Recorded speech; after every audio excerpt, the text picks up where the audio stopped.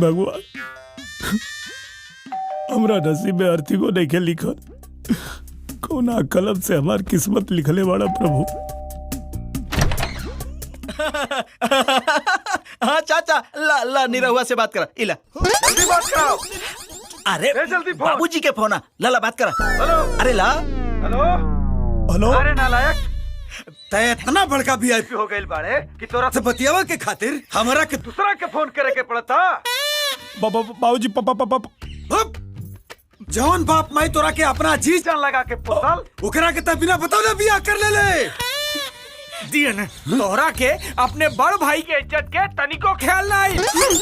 भैया तोरा के काम करे से पहले एको बार हमली के बारे में न सोचला। तोरा करे से गांव में कितना बेइज्जती होला। अब हमार बियाह कैसे होई? आज से ही जान ले कि अब से तोरी घर बार परिवार देवता पितर सब हेलो पा लगी माई। अरे हमार लाल खुश रहा, भगवान तोरा के बनौले रहा। असल में तरह हमारे बेटा के एगो बेटी बेटी रहा, बेटा दे भगवान। हे देवा जी सुनी ना, अपन भैया के बात की परवाह मत करो। भाभी सुंदर गाड़ी ना। अरे एकदम हीरोइन लगा रे। बचवा दुल्हन का ख्याल रखिया। सुना, परवाह मत करिए कौनो बात के, तारा बाबूजी के जल्दी बम्बई भेजा तानी।